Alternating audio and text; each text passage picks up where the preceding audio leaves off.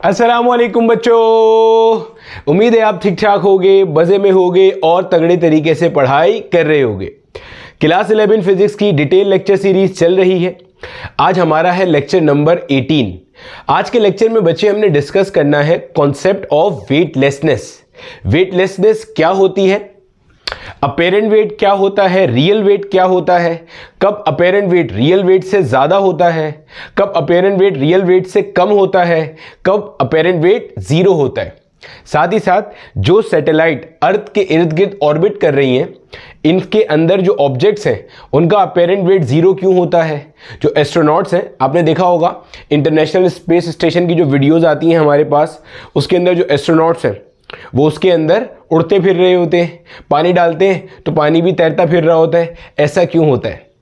अगर आपने आज से पहले कॉन्सेप्ट को इस तरह से पढ़ा है कि जो आपका स्पेस स्टेशन होता है या सैटेलाइट होती है वो अर्थ की ग्रेविटेशनल फील्ड से बाहर चली जाती है, जी का वैल्यू ज़ीरो हो जाता है और वेट का फैक्टर ज़ीरो हो जाता है, इसलिए वहाँ पे वेटलेसनेस होती है।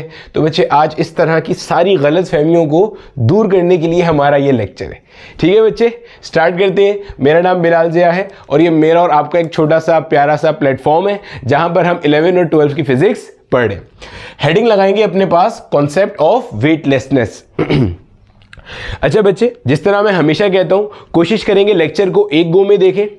जहां पर आपको कहा जाए वीडियो को पॉज करके सवाल को सॉल्व करें, वहां आपने यही काम करना है। साथ ही साथ सबसे अच्छे नोट्स वही होते हैं जो आप खुद से लेक्चर सुनकर बनाते हो। लेकिन अगर आप किसी वजह से नोट्स नहीं बना पा रहे तो मैंने इस पर्टिकुलर लेक्चर के नोट्स बनाकर अपलोड कर दिए, वो आपको डिस्क्रिप्शन से मिल जाएंगे। ठीक है, पहले समझ लेते हैं कि वेट हमारे पास क्या है, फिर आएंगे वेटलेसनेस क्या होती है। तो जनाबे वाला, वेट हमारे पास क्या है बच्चों, हमने ये बात डिस्कस की थी कि वेट आपके पास फोर्स ऑफ ग्रेविटी है। सर ये क्या कमाल की बात बताई, ये तो हमें भी पता थी। ठीक है, वेट मेरा बच्चा जो फोर्स ऑफ ग्रेविटी है ये लगा कौन रहा होता है, ये अर्थ लगा रहा होता है किसी भी बॉडी के ऊपर। अर्थ चाहता क्या है, अर्थ चाहता है कि हर बॉडी फ्री फॉल करे, एक सर्टेन एक्सेलरेशन से अर्थ के सेंटर की तरफ गिरती हुई जाए। सब सोचो, अगर मैं इस मार्कर को छोड़ दूं, मार्कर क्या होगा, नीचे जाएगा 9.8 मीटर पर सेकेंड स्क्वायर से। ये चाहत है अर्थ की, सही। वेट क्या है, वो ताकत जो अर्थ लगा रहा है किसी भी ऑब्जेक्ट पे जो कहां है, अर्थ की ग्रेविटेशनल फील्ड के अंदर है। और वेट लगाकर अर्थ चाहता क्या है कि बॉडी अर्थ के सेंटर की तरफ फ्री फॉल करे। फ्री फॉल से क्या मुराद है, एक सर्टेन एक्सेलरेशन से गिरती हुई जाए। इतनी बात क्लियर हो गई। वेट वेक्टर क्वांटिटी है, डायरेक्शन कहां पे होता है, डाउनवर्ड्स, या ज्यादा अच्छे से बोले तो towards the centre of earth. Set हो गया। हम टुवर्ड द सेंटर ऑफ अर्थ को डाउनवर्ड क्यों कहते हैं, क्योंकि हम हमेशा मानते हैं कि अगर ये अर्थ है तो हम अर्थ के अंदर टॉप पे यहां पर है, तो ये यहां से ऐसे जाएंगे तो टुवर्ड द सेंटर ऑफ अर्थ आएगा, यही हमारे लिए क्या हो जाएगा, डाउनवर्ड्स हो जाएगा। ठीक।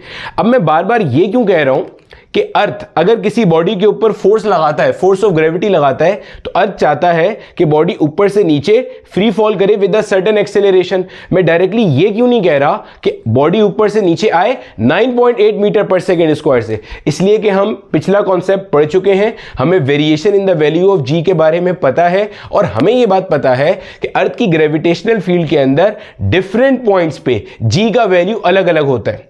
पॉइंट सुनना गौर से, स्टार्ट में थोड़ी सी बेसिक्स बिल्ड करेंगे ताकि हमें कॉन्सेप्ट का फील आना शुरू हो जाए।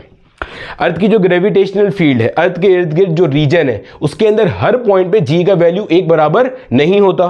तो जिस पॉइंट पे जी का जितना वैल्यू है उसके हिसाब से फोर्स लग रही होगी। इसका मतलब जो वेट है वो भी ग्रेविटेशनल फील्ड में हर जगह पे एक जैसा नहीं होगा। अगर कोई बॉडी अर्थ से बहुत दूर है तो अर्थ उसके ऊपर फोर्स बहुत कम लगा रहा होगा। जैसे जैसे वो बॉडी फ्री फॉल करती हुई अर्थ के करीब आएगी, अर्थ का वेट, अर्थ जो उसके ऊपर फोर्स ऑफ ग्रेविटी एक्सर्ट कर रहा है, वो भी क्या होगा, बढ़ता जाएगा। तो हम लिखेंगे क्या, वेट क्या है, वो ताकत जो अर्थ किसी बॉडी के ऊपर लगाता है ताकि वो अर्थ के सेंटर की तरफ फ्री फॉल करे, उसका एक्सेलरेशन जी के बराबर हो जाए और जी उस पॉइंट पे जितना भी डिफाइन हो। आगे चलकर मैं जहां कहीं पे भी कहूंगा कि जी का value 9.8 metre per second square है, तो आपके जहन में फौरन ये बात आ जानी चाहिए कि हम अर्थ के सरफेस के करीब करीब बात कर रहे हैं, क्योंकि अर्थ के सरफेस के करीब करीब जी का वैल्यू हम कितना लेते हैं, 9.8 मीटर पर सेकेंड स्क्वायर। समझ आती है बात की, गुड हो गया। अब अगर मैं आपसे पूछता हूं कि मेरा बेटा हम वेट को मेजर किस तरह से करते हैं, हम वेट को मेजर कैसे करते हैं, तो आप बोलोगे सर बहुत सिंपल है, हमारे पास है वेट का फॉर्मूला W = mg। जिस पॉइंट पे वेट निकालना है उस पॉइंट का ग्रेविटेशनल एक्सेलरेशन रखेंगे, जो भी ऑब्जेक्ट का मास है रखेंगे, वो आ जाएगा। बच्चे अभी हम पूरे लेक्चर में इसको कहेंगे रियल वेट या ट्रू वेट या एक्चुअल वेट। अभी आपको आहिस्ता आहिस्ता डिफरेंसेस समझ में आ जाएंगे, ठीक है। आपकी बात बिल्कुल सही है, हम वेट यहां से कैलकुलेट करते हैं। वेट है क्या? Force of gravity. कौन एग्जर्ट करता है? अर्थ एग्जर्ट करता है। किसके ऊपर? किसी भी ऑब्जेक्ट के ऊपर जो कहां मौजूद है, अर्थ की ग्रेविटेशनल फील्ड के अंदर मौजूद है। डायरेक्शन कहां होता है? टुवर्ड्स द सेंटर ऑफ अर्थ। क्या वेट कांस्टेंट है या वेरिएबल क्वांटिटी है? तो वेरिएबल क्वांटिटी है। क्यों? क्योंकि हम ये बात जानते हैं ये वेट जो है ग्रेविटेशनल फोर्स की एक्सप्रेशन से ड्राइव होता है, और ये जो ग्रेविटेशनल फोर्स है ये इनवर्स स्क्वायर रिलेशन रखती है। वरना यहां से देख लो वेट किस पे डिपेंड करता है? जी पे, और जी खुद कांस्टेंट नहीं है। Distance from the centre of earth change होने पे जी का वैल्यू क्या होता है? चेंज होता रहता है। याद आ गया? ठीक है, गुड हो गया। अच्छा, अब अगर मैं आपसे पूछूं कि बेटे आपने ये तो सही बता दिया कि हम फॉर्मूले से वेट ऐसे निकालते हैं, लेकिन जरा प्रैक्टिकली बताओ वेट कैसे कैलकुलेट करते हैं। चलो अब प्रैक्टिकल देखते हैं। देखो सपोज करो आपने कभी बकरा ईद के मौके पे देखा होगा, जब हम लोग बकरा या दुम्बा कुर्बान करते हैं तो क्या करते हैं? बकरा या दुम्बा जब कुर्बान होता है तो उसके बाद उसे हम ऊपर एक स्प्रिंग बैलेंस होता है उसके ऊपर हैंग कर देते हैं ताकि बकरे का वजन किया जाए और उसको फिर 3 बराबर हिस्सों में तकसीम किया जाए। याद आ रहा है कुछ कुछ ऐसा? तो ज़रा देखते हैं यहाँ पे वो काम कैसे हो रहा है। ये मान लो आपका स्प्रिंग बैलेंस है और यहाँ पे जनाबे वाला ये हमने अपना बकरा हैंग किया हुआ है, ठीक है भैया। इस बकरे का वेट कहाँ हैंग कर रहा होगा? डाउनवर्ड। मान लेते हैं इस बकरे का वेट है 200 न्यूटन, यानी कि हम बात कर रहे हैं अर्थ के सरफेस के ऊपर, और अर्थ जो इस बकरे के ऊपर वेट लगा रहा है, फोर्स ऑफ ग्रेविटी एग्जर्ट कर रहा है, वो कितनी है? 200 न्यूटन। अगर मैं दूर से खड़े होकर देख रहा हूं और मैंने बकरे को यहां हैंग किया हुआ है तो बकरा नीचे तो नहीं आ रहा होगा, बकरा एक जगह पे स्टैटिक होगा, रुका हुआ होगा, इक्विलिब्रियम में होगा। और हम लोग ये बात जानते हैं इक्विलिब्रियम का मतलब ये है जितनी नीचे फोर्स है उतनी फोर्स ऊपर है, तभी तो ये रुका हुआ है। और यहां पे कौन सी फोर्स डेवलप होती है? टेंशन इन द स्ट्रिंग, जो कि रिएक्शन फोर्स है, एक्शन को बैलेंस कर रही है। यहां पे टेंशन इन स्ट्रिंग आ रही है। तो मैं ये कह सकता हूं कि इस केस के अंदर जो T है वो बेसिकली W के बराबर आ रहा है यहां पे, और आप इसी तरह से ये स्प्रिंग बैलेंस को पढ़ रहे होते हो। गौर से सुनना, वेरी इंपॉर्टेंट पॉइंट। बच्चे आप वेट मेजर कैसे करते हो? देखो थ्योरेटिकली तो आप W = mg से कैलकुलेट करते हो, लेकिन प्रैक्टिकली रियल लाइफ में आप काम कैसे करते हो? स्प्रिंग बैलेंस की मदद से काम करते हो। समझना गौर से, स्प्रिंग बैलेंस की मदद से ये काम कैसे होता है। मैंने मिसाल दी, बकरा ईद के मौके पे ऐसे आपने सीलिंग से एक स्प्रिंग बैलेंस लटकाया और उसके नीचे आपने अपना बकरा या दुम्बा या जो भी चीज थी, मुर्गी चूजा जो भी था, उसको यहाँ पे हैंग कर दिया। जब आपने हैंग कर दिया, अब इस बकरे भाई साहब का जो वजन है वो कहां पे हैंग कर रहा है? डाउनवर्ड। अब ये जो वेट है ये वो ताकत है जो अर्थ लगा रही है इस बकरे के ऊपर, लेकिन जाहिर है अर्थ अपने मुंह से थोड़ी बताएगी मैं 200 न्यूटन लगा रही हूं भैया इस बकरे पे। आपको कैसे पता चलेगा? आपने कंडीशन ऑफ इक्विलिब्रियम इस्तेमाल करी। आपने बोला भाई जितना फोर्स नीचे उतना ही फोर्स क्या होगा? ऊपर होगा। तो अगर आप यहां पे पढ़ रहे हो और यहां से वैल्यू आ रही है 200 न्यूटन, तो ये बेसिकली आप किसकी वैल्यू पढ़ रहे हो? टेंशन जो कि स्ट्रिंग में डेवलप हो रही है, वही आपको यहां स्प्रिंग बैलेंस पे नजर आ रही है। तो आप कह रहे हो जो T है वो बेसिकली बता रहा है कि वेट कितना है। जो वेट होगा वही किसके बराबर होगा? T के बराबर। आप इसे हटा के एक और बड़े साइज का बकरा लगाओगे, मान लो उसका वेट 400 न्यूटन था, आपने फिर देखा बकरा नीचे नहीं गिर रहा, इसका मतलब अब की बार T क्या शो कर रहा होगा? 400 न्यूटन। यानी कि अब आपका स्प्रिंग बैलेंस रीड करेगा 400 न्यूटन। तो ये क्या चीज है?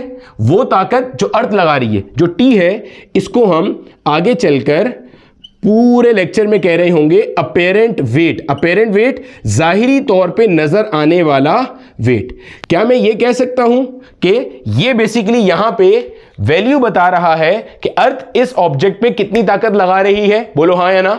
T आपको बता रहा है कि इस फ्रेम में अर्थ इस बॉडी पे कितनी ताकत लगा रही है। जितनी ताकत अर्थ इस बॉडी पे लगा रही होगी एग्जैक्टली वही वैल्यू आपको यहां से कौन दे रहा होगा? T दे रहा होगा। इसको हम कहेंगे अपेरेंट वेट।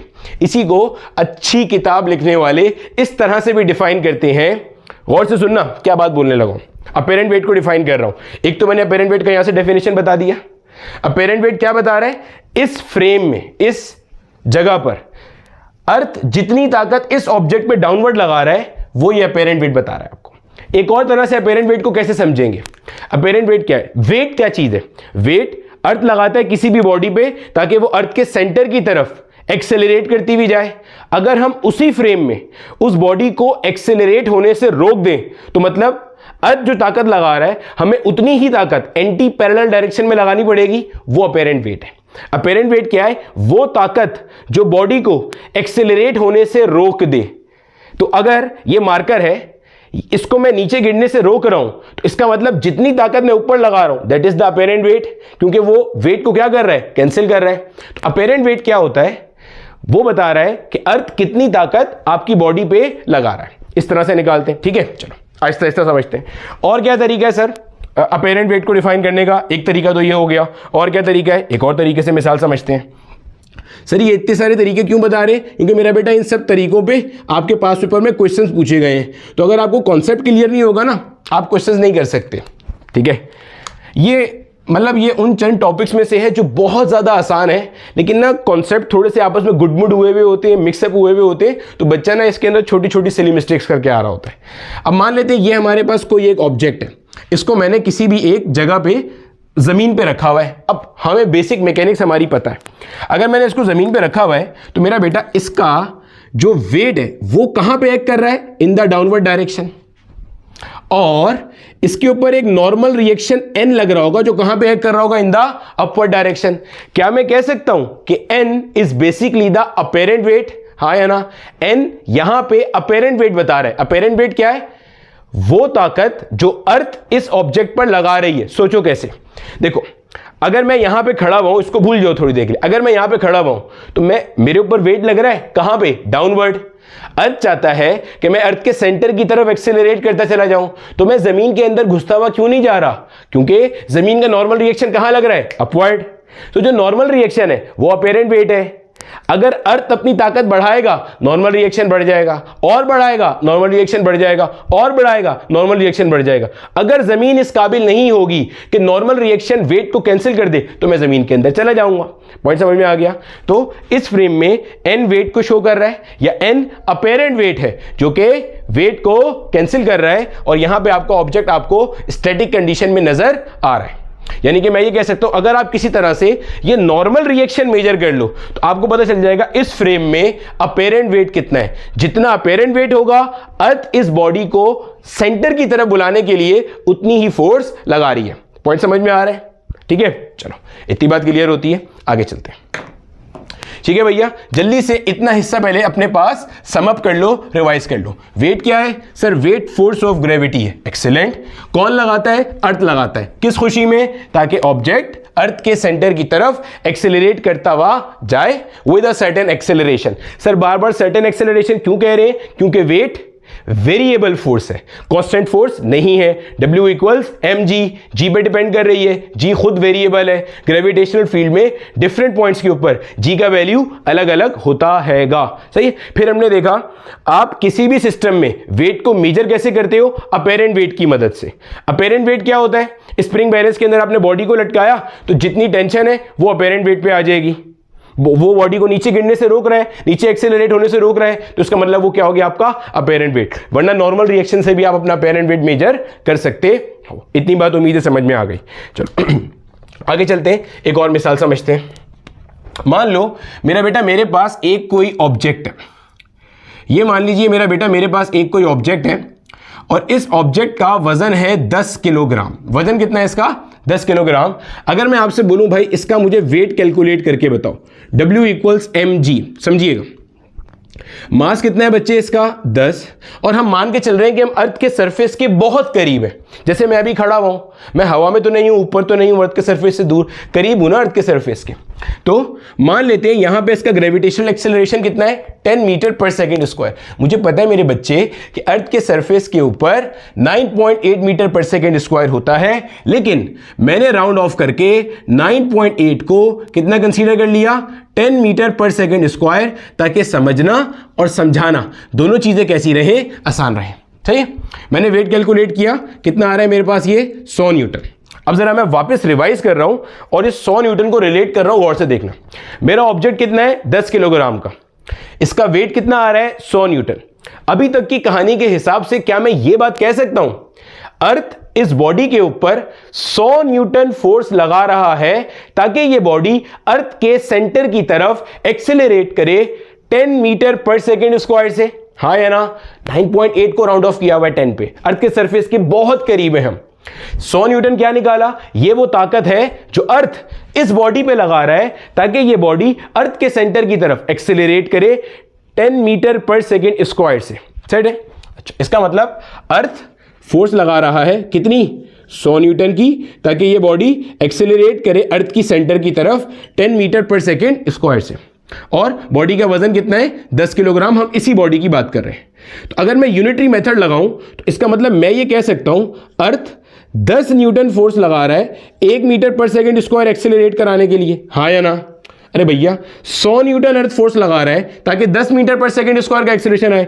ये 10 मीटर पर सेकेंड स्क्वायर किसकी जगह पे आया है, 9.8 की जगह पे आया है, राउंड ऑफ करके। समझ लेना इस बात को अच्छे से। 100 न्यूटन पे इतनी एक्सेलरेशन आ रही है इस ऑब्जेक्ट में, ऐसे ही है। तो अगर मैं दोनों तरफ 10 से डिवाइड करता हूं तो 10 न्यूटन अगर अर्थ फोर्स लगाएगा तो 1 मीटर पर सेकेंड स्क्वायर की एक्सेलरेशन आएगी। हाँ या ना? समझ आती है? अगर यही वाला ऑब्जेक्ट मेरा अर्थ के सरफेस से थोड़ा ऊपर होता, गौर से सुनना, अच्छे से सुनना, अगर यही ऑब्जेक्ट मेरा अर्थ के सरफेस से ऊपर चला जाए, इतना ऊपर चला जाए कि वहां पे ग्रेविटेशनल एक्सेलरेशन का value 8 metre per second square है, तो इसका वेट कितना हो जाएगा, 80 न्यूटन। यानी कि अर्थ 80 न्यूटन फोर्स इसके ऊपर लगाएगा ताकि वो अर्थ के सेंटर की तरफ एक्सेलरेट करे 8 मीटर पर सेकेंड स्क्वायर से। जैसे जैसे वो गिरते हुए नीचे आएगा, मान लो ऐसे पॉइंट पे आ गया कि अब जी का वैल्यू 8 से बढ़ के 9 हो गया, तो अब अर्थ भी अपना फोर्स बढ़ा के 80 से बढ़ा के कितना करेगा, 90। यही बात बता रहा हूं कि अर्थ 10 न्यूटन फोर्स लगा रहा है 1 metre per second square acceleration produce करने के लिए। तो अगर अर्थ के सरफेस के करीब है, approximately 10 metre per second square की एक्सेलरेशन अर्थ प्रोड्यूस करना चाहता है, तो फोर्स कितनी लग रही है, 100 न्यूटन। इतनी बात खत्म हो गई, वेरी गुड। अब पहला केस समझते हैं जरा। अभी लिफ्ट वाले केसेस शुरू नहीं करे, अभी सिर्फ कॉन्सेप्ट का फील पकड़ो। मान लो आपका ये जो 10 किलोग्राम का ऑब्जेक्ट है, ये मेरा बेटा या तो रेस्ट के ऊपर है, कैसा है, रेस्ट के ऊपर है, या मूव कर रहा है यूनिफॉर्म वेलोसिटी से। सर मूव कहां कर रहा है, कहीं भी कर सकता है, ऊपर जा सकता है, नीचे जा सकता है, सीधे हाथ पे, उल्टे हाथ पे, बाहर, अंदर, उधर, इधर, जहां दिल करता है वहां मूव करा दो, कोई फर्क नहीं पड़ता। वजह यह है कि मेरा बेटा अगर बॉडी रेस्ट के ऊपर है या यूनिफॉर्म वेलोसिटी से मूव कर रही है, इसका मतलब इसके ऊपर अभी कोई अनबैलेंस फोर्स नहीं लग रही। गौर से सुनना बात को, इसके ऊपर कोई अनबैलेंस फोर्स नहीं लग रही। क्यों? क्योंकि मेरा बेटा इसकी एक्सेलरेशन 0 है, और न्यूटन अपने सेकंड लॉ में कहता है कि जो अनबैलेंस फोर्स होती है वो बेसिकली क्या करती है, एक्सेलरेशन प्रोड्यूस करती है। जब अनबैलेंस फोर्स 0 है, इसका मतलब बॉडी के पास कोई एक्सेलरेशन 0, बॉडी के पास कोई एक्सेलरेशन नहीं है। अनबैलेंस फोर्स 0 है तो बॉडी का अपना एक्सेलरेशन 0 है। तो मैं कहूंगा अगर अर्थ ने इसे ऊपर से नीचे की तरफ एक्सेलरेट कराना है 10 मीटर पर सेकेंड स्क्वायर से, तो अर्थ जो फोर्स लगाएगा वो इसके रियल वेट के बराबर होगी। ये है इसका रियल वेट।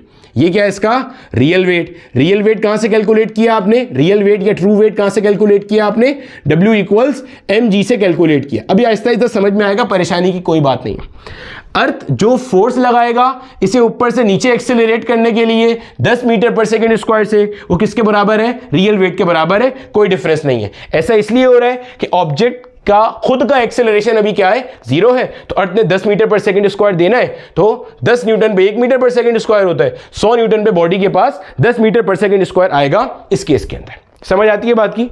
अच्छा, अब केस बी समझो, इससे हम बात को थोड़ा मजीद इलेबोरेट करते हैं या मजीद क्लियर करते हैं। देखो, मान लो मेरा बेटा यही 10 किलोग्राम का ऑब्जेक्ट है और ये अब रेस्ट में नहीं है, ये ऊपर से नीचे आ रहा है और इसका एक्सेलरेशन है 3 मीटर पर सेकेंड स्क्वायर। समझिएगा अच्छे से बात को जरा।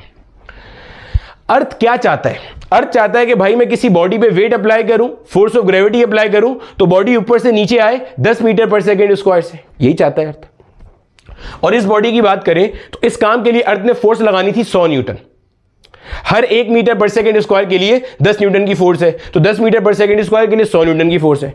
अभी ये वाला भाई साहब जिसको अर्थ ऊपर से नीचे लेके आना चाह रहा था, कितने उससे 10 मीटर पर सेकंड स्क्वायर से, ये वाला भाई साहब ऊपर से नीचे आ रहा है under the action of some other forces. अभी वेट नहीं लगा इसके ऊपर, कोई एक्सटर्नल फोर्स है जो इसे ऊपर से लेके नीचे आ रही है और इसका एक्सेलरेशन कितना है 3 मीटर पर सेकंड स्क्वायर। अब मेरा सवाल यह है, क्या अर्थ इसके ऊपर जो फोर्स लगाएगा वो पूरी 100 न्यूटन लगाएगा या 100 से कम लगाएगा? तो आंसर है 100 से कम लगाएगा। क्यों? सोचो, अर्थ की चाहत क्या है कि ऑब्जेक्ट ऊपर से नीचे फॉल करे 10 मीटर पर सेकंड स्क्वायर से। हम मान के चल रहे हैं कि हम अर्थ के सरफेस के बहुत करीब है, तो ये भाई साहब तो पहले ही वो काम कर रहे हैं जो अर्थ चाह रहा है। तो अर्थ क्या करेगा, देखो 3 मीटर पर सेकंड स्क्वायर से 10 मीटर पर सेकंड स्क्वायर तक जाने के लिए मजीद कितना एक्सेलरेशन चाहिए? 7 मीटर पर सेकंड स्क्वायर। तो अर्थ जो फोर्स लगाएगा वो सिर्फ कितनी होगी? 70 न्यूटन। ये बात समझना। क्यों? क्योंकि इसके ऊपर पहले से कोई अनबैलेंस फोर्स लग रही है 30 न्यूटन की। ये कोई एक्सटर्नल मतलब किसी एक्सटर्नल कंडीशन की वजह से लग रही है, अर्थ नहीं लगा रहा है ये वाली फोर्स। अर्थ जो फोर्स लगा रहा है वो चेक करो, आपको नजर आ रहा है अर्थ इस केस में जो फोर्स लगाएगा वो रियल वेट के मुकाबले में कैसी होगी? कम होगी। फिर सुनो, फिर समझो, जल्दी कोई नहीं है, आहिस्ता आहिस्ता कॉन्सेप्ट का प्रॉपर फील लो। वेट क्या है? वेट एक ताकत है जो कौन लगाता है? अर्थ लगाता है। किस पे? किसी भी ऑब्जेक्ट पे जो अर्थ की ग्रेविटेशनल फील्ड के अंदर मौजूद है। चाहता क्या है कि वो ऑब्जेक्ट अर्थ के सेंटर की तरफ एक्सेलरेट करे विद अ सर्टेन एक्सेलरेशन। अगर अर्थ के सरफेस के बहुत करीब है, जैसे ये मार्कर है, तो अर्थ इसके ऊपर वेट लगाएगा ताकि ये ऊपर से नीचे आए 10 मीटर पर सेकंड स्क्वायर से। सेट हो गया। अगर मैं इसको ऊपर से नीचे 3 मीटर पर सेकंड स्क्वायर से लेकर आ रहा हूं, तो अब अर्थ जो इसके ऊपर वेट लगाएगा या फोर्स लगाएगा वो नहीं होगी जो W = mg से कैलकुलेट करी है, क्योंकि वो तो तब थी जब उसका खुद का एक्सेलरेशन 0 था। अभी इसके पास तो पहले ही डाउनवर्ड एक्सेलरेशन 3 है, तो अर्थ बचे हुए 7 मीटर पर सेकंड स्क्वायर के लिए फोर्स लगाएगा। इस केस में जो अर्थ फोर्स लगा रहा होगा वो कम होगी और जो ऑब्जेक्ट का ट्रू वेट या रियल वेट है वो कैसा है? ज्यादा है। एक और तरह से समझो, अगर अभी भी मसला हो रहा है कॉन्सेप्ट को, लेकिन बिल्कुल क्लियर करना। मान लो मेरा बेटा ये आपके पास वही ऑब्जेक्ट है 10 किलोग्राम का, ये ऊपर की तरफ जा रहा है 4 मीटर पर सेकंड स्क्वायर से। अब सोचो अर्थ क्या चाहता है? अर्थ चाहता है कि ये ऑब्जेक्ट फ्री फॉल करे, 10 मीटर पर सेकंड स्क्वायर से नीचे आए। ये भाई साहब क्या कर रहे हैं? ये भाई साहब तो उल्टा काम कर रहे हैं, ऊपर जा रहे हैं। अर्थ इसके ऊपर जो फोर्स लगाएगा, गौर से सुनना, अर्थ इसके ऊपर इतनी फोर्स लगाएगा कि इसके अंदर जो ग्रेविटेशनल एक्सेलरेशन प्रोड्यूस हो वो कितनी हो? 14 मीटर पर सेकंड स्क्वायर, ताकि ये नीचे वाला 4 ऊपर वाले 4 को कैंसिल करे। एक्सेलरेशन वेक्टर क्वांटिटी है, ये कैंसिलेशन होती है, 4 से 4 कैंसिल हो और नेट कितना बचे? 10 मीटर पर second square in the downward direction. Point समझ आया? तो अर्थ इसके ऊपर जो फोर्स लगाएगा वो कितनी होगी? 140 न्यूटन, जबकि इसका जो रियल वेट था वो कितना था? 100 न्यूटन। तो अर्थ जो यहां पे फोर्स लगा रहा है वो रियल वेट के मुकाबले में कैसी आ रही है? ज्यादा आ रही है। वजह क्या आ रही है? जो ऑब्जेक्ट ऊपर जा रहा है एक्सेलरेट करता हुआ, इसका मतलब यहां पे इस ऑब्जेक्ट के ऊपर कोई अनबैलेंस फोर्स लग रही है, और वो अनबैलेंस फोर्स कितनी है? 40 न्यूटन की, क्योंकि हर 10 न्यूटन की फोर्स क्या करती है? 1 मीटर पर सेकंड स्क्वायर का एक्सेलरेशन प्रोड्यूस करती है। तो 40 न्यूटन ने कितना किया? 4 मीटर पर सेकंड स्क्वायर। तो अर्थ 140 लगाएगा ताकि 40 को बैलेंस करे, बाकी का 100 न्यूटन इस ऑब्जेक्ट को नीचे लेकर आए 10 मीटर पर सेकंड स्क्वायर से। तो मेरे बच्चे, उम्मीद है आपको अभी तक इतनी बात हजम हो गई होगी कि वेट क्या है और अर्थ जो फोर्स लगाती है वो वेरी क्यों कर सकती है। समझ आ गई बात की? अर्थ जो फोर्स लगा रही है वो वेरी कर सकती है डिपेंडिंग ऑन द फैक्टर कि ऑब्जेक्ट के पास कोई एक्सेलरेशन खुद का है या नहीं। अगर ऑब्जेक्ट ऊपर से नीचे आ रहा है विद अ सर्टेन एक्सेलरेशन, तो अर्थ जो फोर्स लगाएगी वो रियल वेट से कम हो जाएगी। अगर ऑब्जेक्ट ऊपर जा रहा है विद अ सर्टेन एक्सेलरेशन, तो अर्थ जो फोर्स लगाएगी वो रियल वेट से ज्यादा हो जाएगी। जो एक्स्ट्रा फोर्स है वो ऊपर वाली अनबैलेंस फोर्स का मुकाबला करेगी, उसको काटेगी, और बाकी की जो है वो रियल वेट के बराबर होकर उसे नीचे की तरफ 10 मीटर पर सेकंड स्क्वायर से एक्सेलरेट कर रही होगी। ठीक है भैया, इतना हिस्सा कॉपी कर लो, आगे चलते हैं। ठीक है, चलो अब देखो, अब मेरा बेटा इसकी हम सिंपल सी डेरिवेशन भी कर सकते हैं। ये तो हमने समझ लिया ना भाई, यही कॉन्सेप्ट है, टोटल यही कॉन्सेप्ट है। अब इसकी हमने डेरिवेशन करनी है और डेरिवेशन करके हम समझेंगे।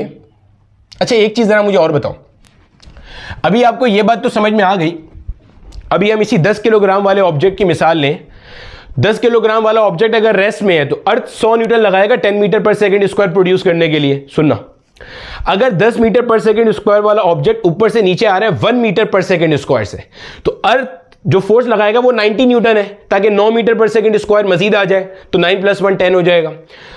अगर ऑब्जेक्ट, गौर से सुनना, अगर ऑब्जेक्ट ऊपर से नीचे आ रहा है 10 मीटर पर सेकंड स्क्वायर से, गौर से सुनो, अगर ऑब्जेक्ट ऊपर से नीचे आ रहा है 10 मीटर पर सेकंड स्क्वायर से, तो अर्थ क्या करेगा? अर्थ फोर्स नहीं लगाएगा। This is the condition of weightlessness. Weightlessness क्या है?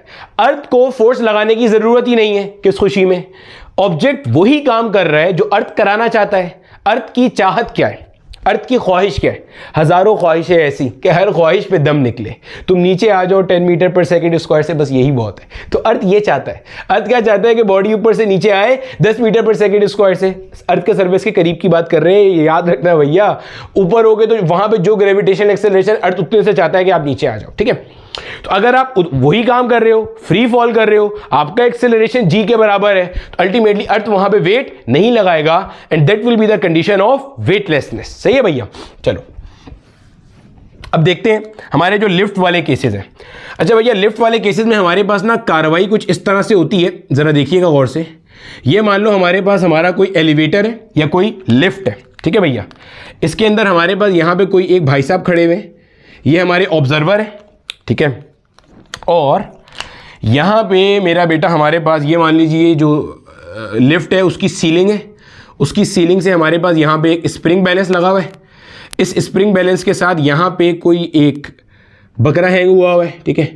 बकरा, चूहा, कोई भी चीज़ हैंग करा दो यहाँ पे, ठीक है। अब हम ये बात पढ़ चुके हैं कि अभी लिफ्ट रुकी हुई है, कहीं भी नहीं जा रही। इसका जो वेट है, रियल वेट, वो कहाँ कर रहा है? डाउनवर्ड। और जो अपेरेंट वेट है वो कहाँ पे आ रहा है? अपवर्ड, टी पे, ठीक है। ऐसे ही हो गया। तो आप पूरे लेक्चर में अभी टी को क्या कहोगे? Apparent wait. अपेरेंट वेट क्या है? अपेरेंट वेट बता रहा है कि अर्थ इस वक्त इस ऑब्जेक्ट पे कितनी फोर्स लगा रही है। आप ये कैसे पढ़ रहे हो? कंडीशन ऑफ इक्विलिब्रियम से। जो जितना W है उतना ही T है। अर्थ तो एक्चुअल में W लगा रहा है, लेकिन आपको अर्थ बताएगा थोड़ी कि भैया मैं इतना लगा रहा हूं, चेक कर लीजिए जाके। आप कैसे निकालोगे? जो W है वही T होगा, तभी तो ये बॉडी एक तरफ होगी, ठीक है। तो T will be equal to W। और ये W को हम पूरे उसमें क्या कह रहे होंगे कि W हमारे पास क्या है? रियल वेट है। और रियल वेट या ट्रू वेट या एक्चुअल वेट भी कहते हैं इसको। और W will be equal to mg। ठीक हो गया। इसी तरह से बंदे को भी देख लो, बंदे का वेट कहां है कर रहा होगा? डाउनवर्ड। और नॉर्मल रिएक्शन कहां आ रहा होगा? अपवर्ड। तो अगर आप किसी तरह से नॉर्मल रिएक्शन निकाल लो, आपको पता चल जाएगा अर्थ इस बंदे के ऊपर कितनी फोर्स लगा रही है। सही हो गया? सेट है। वही जो भी पिछले वाले एग्जांपल में F और W था ना, तो यहां पे T और W है। F वहां पे था अपेरेंट वेट या force applied by earth on that object in any frame, यहां पे T हो जाएगा। और W क्या है? आपका रियल वेट, जो यहां से आप कैलकुलेट कर रहे हो, ठीक है। अब ये हमारे पास सिस्टम है, हमारा सीधा सीधा हिसाब किताब है। अब इसमें हमारे पास पहला केस नंबर 1, ये जो आपका लिफ्ट है, ये जो आपका एलिवेटर है, ये या तो रेस्ट के ऊपर है या ये मूव कर रहा है with some uniform velocity. Velocity कैसी है? यूनिफॉर्म है, कांस्टेंट है।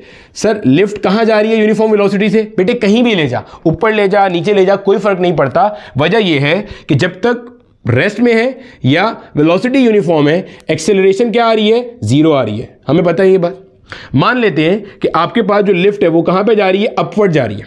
अब आपको ये बात पता होनी चाहिए कि भैया अगर मेरे पास मान लो ये एक ऑब्जेक्ट है, गौर से सुनना, ये एक ऑब्जेक्ट है।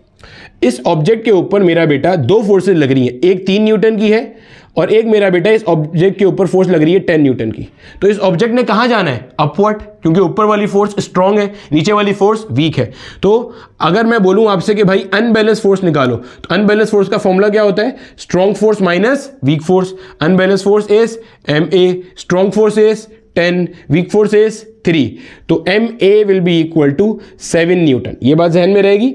अनबैलेंस फोर्स हम ऐसे निकालते हैं, ठीक है। बड़ी फोर्स माइनस छोटी फोर्स, और ऑब्जेक्ट हमेशा कहां जाएगा? बड़ी फोर्स की डायरेक्शन में, बड़ी फोर्स की दिशा में, बड़ी फोर्स की सिम्थ में जाएगा, ठीक है। चलो एलिवेटर कहां जा रहा है? अपवर्ड। जब एलिवेटर ऊपर जा रहा है तो भैया जो बकरा, चूहा, दुम्बा, जो भी चीज टंगी हुई है वो भी कहां जा रही है? ऊपर जा रही है। तो इसका मतलब मैं कहूंगा T is greater than W। ऊपर लगने वाली फोर्स नीचे लगने वाली फोर्स से कैसी हो गई? ज्यादा हो गई।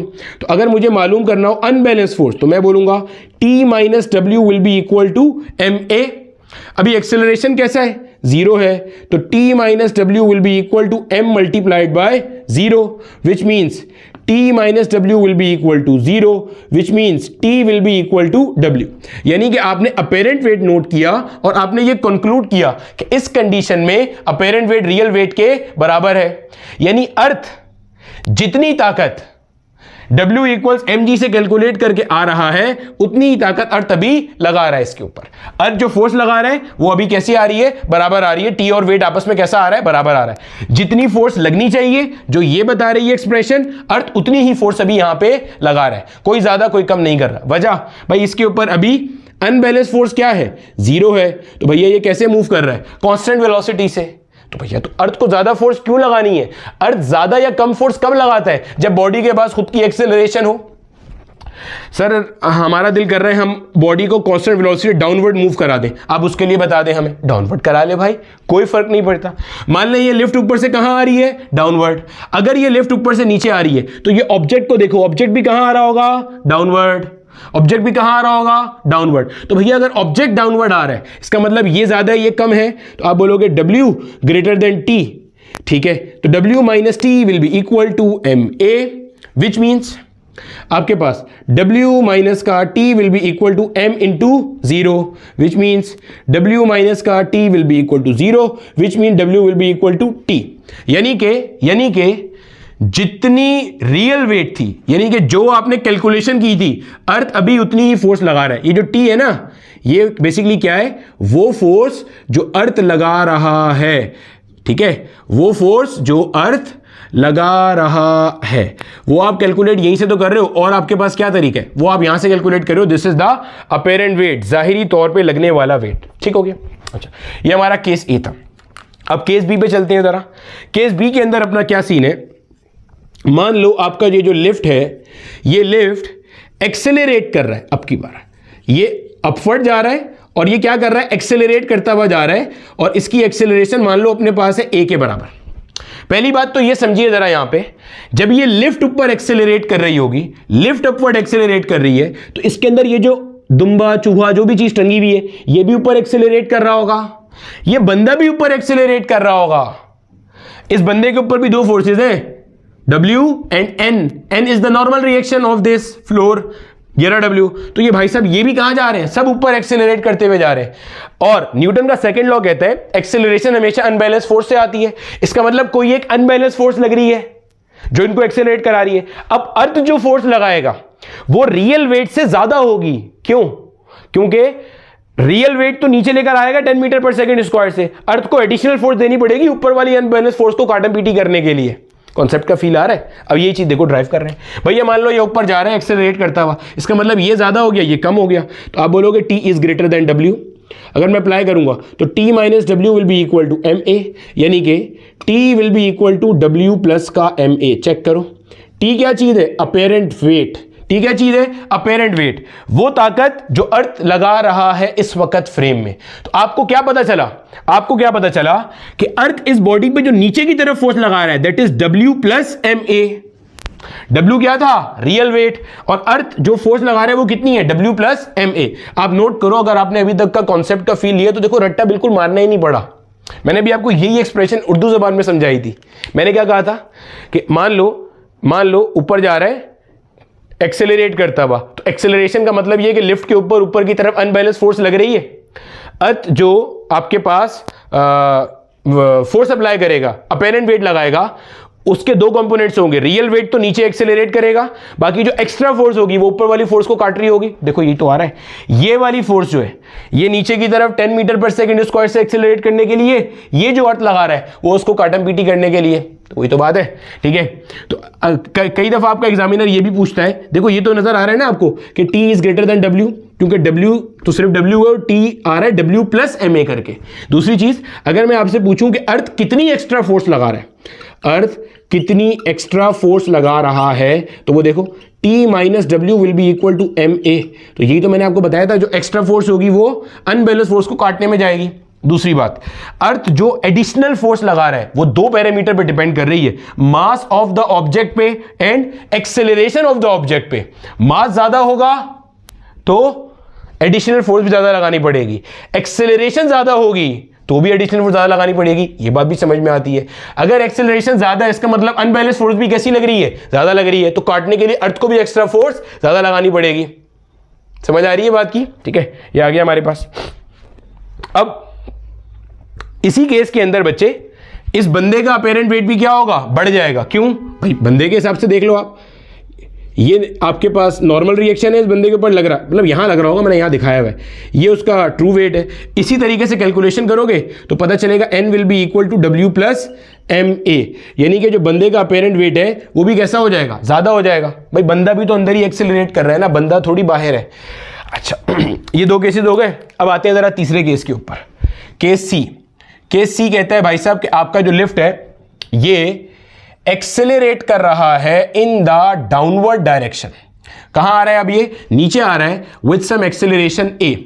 ये पूरा सिस्टम कहां आ रहा है, नीचे आ रहा है, और उसका एक्सेलरेशन कितना है हमारे पास, A के बराबर है। अब सोचो जरा, बॉडी ऊपर से नीचे मान लो 5 मीटर पर सेकेंड स्क्वायर से आ रही है, तो अर्थ जो फोर्स लगाएगा वो सिर्फ इतनी होगी कि 5 मीटर पर सेकेंड स्क्वायर दे दे। भाई 5 तो पहले से है ना, मजीद 5 के लिए काम करेगा। या अगर एक्चुअल वैल्यू कर लो, 9.8 एक्चुअल वैल्यू है, अगर 5 मीटर पर सेकंड स्क्वायर से ऑब्जेक्ट नीचे आ रहा है ऑलरेडी, तो अर्थ इतनी फोर्स लगाएगा कि 4.8 मीटर पर सेकंड स्क्वायर दे रहा हो। तो इस केस के अंदर जो अपेरेंट वेट होगा वो रियल वेट से कैसा हो जाएगा, कम हो जाएगा। चेक कर लेते हैं। देखो भाई जब ये नीचे आ रहा होगा तो बंदा भी नीचे आ रहा है, ये जो चीज लटकी हुई है ये भी कहां आ रही है, नीचे आ रही है।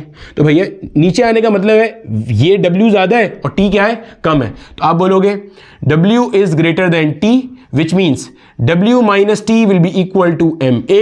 अब क्या करना है भाई, T को ले जाएंगे वहां, MA को ले आएंगे यहां, which means T will be equal to W minus का MA। चेक कर रहे हो कि अर्थ अब की बार जो फोर्स लगा रहा है वो कम है, और कितना डिफरेंस है, MA का डिफरेंस है।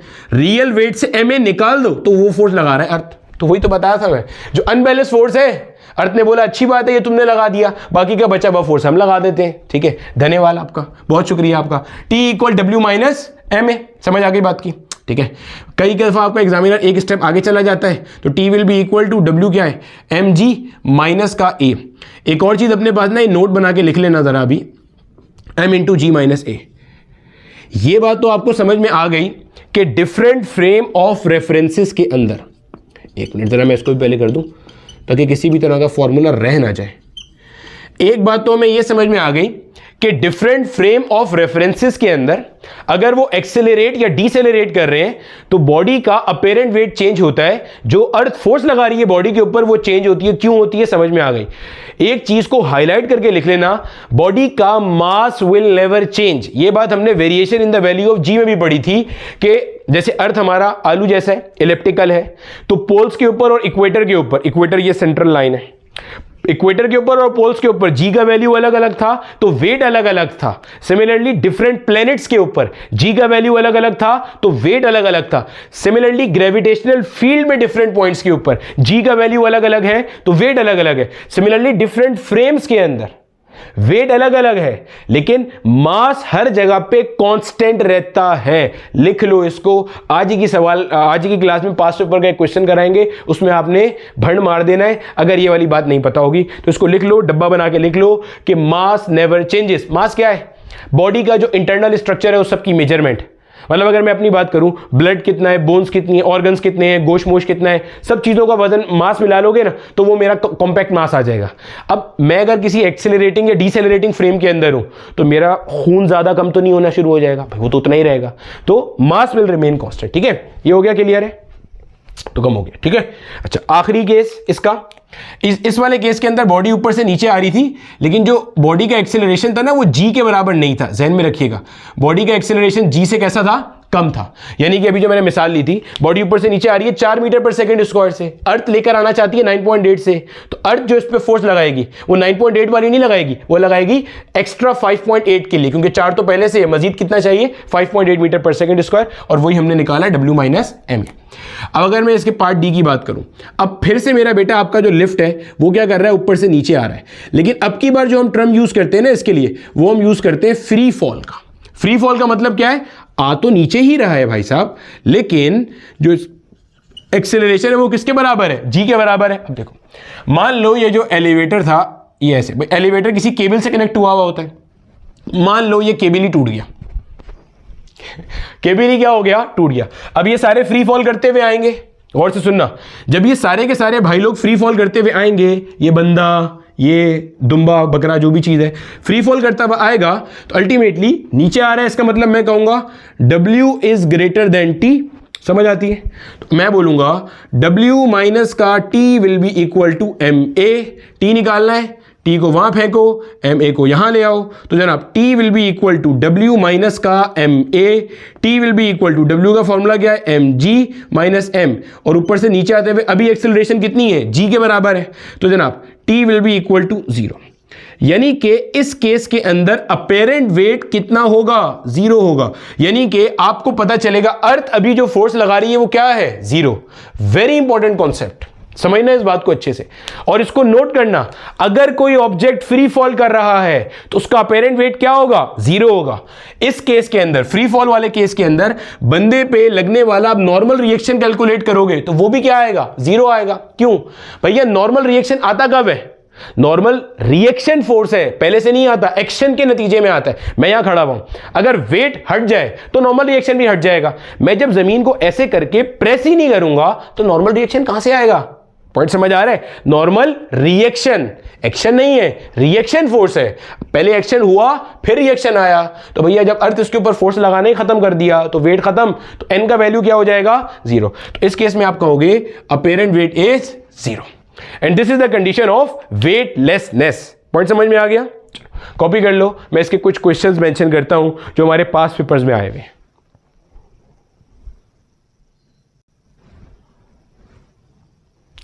अच्छा भाई बच्चों, मैंने आपके सामने 2 क्वेश्चंस मेंशन किए हुए। एक क्वेश्चन ETEA इंजीनियरिंग 2010 से आया हुआ है, एक क्वेश्चन आर्मी मेडिकल कॉलेज के 2018 का, अभी तक के हमारे कॉन्सेप्ट्स को लेकर। कहता क्या है, a spring balance is attached to the ceiling of an elevator, a boy hangs his bag on the spring and it reads 49 newton when the elevator is stationary. अगर एलिवेटर स्टेशनरी है तो भाई ये रहा फोर्स आपको मिल गया। अगर elevator ऊपर से नीचे जा रहा है इतनी एक्सेलरेशन से, तो आपने बताना है स्प्रिंग बैलेंस क्या रीड करेगा। सबसे पहला काम आपने ये करना है कि भैया वीडियो को पॉज करो और सवाल को खुद से अटेम्प्ट करो। यही सेम क्वेश्चन जो KPK बोर्ड की किताब है उसका एक एग्जाम्पल में भी है, ठीक है? तो मैं हर दफा वही कहता हूं, एंड ऑफ चैप्टर प्रॉब्लम और एग्जाम्पल लाजमी सॉल्व कर लिया करो, ठीक है? चलो भैया 3 तक गिन के मैं सॉल्व करा रहा हूं, चले? चलो देखो इधर, देखो बच्चे, सबसे पहले तो स्प्रिंग बैलेंस की बात कर रहा है, तो आपको अच्छे से पता है स्प्रिंग बैलेंस के अंदर जो T का वैल्यू है वो स्प्रिंग बैलेंस में रिफ्लेक्ट हो रहा होता है। Is attached to the ceiling of an elevator, a boy hangs his bag on the spring and it reads 49 newton. यहां से आपको 2 चीजें पता चल गई। पहली बात, इसने आपको रियल वेट बता दिया, W इक्वल्स mg कितना है, 49 न्यूटन। क्यों? अभी डेरिवेशन करके आए, अगर बॉडी स्टेशनरी हो या यूनिफॉर्म वेलोसिटी से मूव कर रही हो तो रियल वेट और अपेरेंट वेट सेम होता है, तो यह आ गया। दूसरी बात, आपको इसने ये जो वैल्यू दी है इससे आपको ये पता चल गया कि भले आपको यहां नहीं बताया हुआ लेकिन आपने जी का वैल्यू कितना लेना है, 9.8 मीटर पर सेकेंड स्क्वायर। 10 लेंगे तो आंसर मजेदार नहीं आएगा। सर ये कैसे पता चला? बच्चे अगर डाटा में वैल्यूज इस तरह की दी हो ना कि आखिर में 0 आ रहा हो, मल्टीपल ऑफ 5 हो, तो आप जी का वैल्यू 10 ले लो, आराम से सॉल्व हो जाएगा। लेकिन अगर ऐसी वैल्यू है 49, 98, 196, तो ये 9.8 के डायरेक्ट मल्टीपल्स हैं। जैसे 9.8 5 जा होता है 49, 9.8 10 जा होता है 98। समझ आ रही है? सिमिलरली 9.8 का 20 टाइम्स मल्टीपल आपके पास है 196। 9.8 2 जा होता है 19.6, फिर 29.4 3 जा, फिर 39.2 49। ये सारे 9.8 के डायरेक्ट मल्टीपल्स हैं। तो अगर जैसे डायरेक्ट मल्टीपल दिए हो ना तो आप कोशिश करो जी का वैल्यू 9.8 लो। ये बात मैंने आपको पीछे काइनेमेटिक्स डायनामिक्स में भी बताई थी जब मोशन एंड फोर्स पढ़ा रहा था। अब बच्चे यहां से हम सबसे पहला काम तो कर सकते हैं, मास निकाल सकते हैं। मास क्या हो जाएगा, W डिवाइडेड बाय G, और W कितना दिया हुआ है हमें 49 और G कितना है 9.8, इससे हमने कर दिया 98 डिवाइड बाय 10, तो 10 यहां चला गया। 49 1 जा, 49 2 जा, 10 डिवाइड बाय 2 कितना होता है बच्चे 5 किलोग्राम। ठीक है, आगे कहते हैं if the elevator move downward with an acceleration of 5 metre per second square. Elevator कहां आ रहा है, नीचे आ रहा है, कितनी एक्सेलरेशन से, 5 मीटर पर सेकेंड स्क्वायर की एक्सेलरेशन से नीचे आ रहा है। अच्छा, what will be the reading on the balance. सही, इसको मैं आपको फॉर्मूले से कराता हूं, फिर कॉन्सेप्ट से भी फील दिलाता हूं। देखो, अगर नीचे आ रहा है तो इसका मतलब W ज्यादा है और T कम है। वही एलिवेटर वाली फिगर ले आओ ध्यान में, ये बकरा लटका हुआ है, W नीचे एक्ट कर रहा है, T ऊपर एक्ट कर रहा है। आ कहां रहा है, ये नीचे आ रहा है, नीचे आ रहा है, तो भैया W is greater than T, तो आप बोलोगे W माइनस का T will be equal to MA।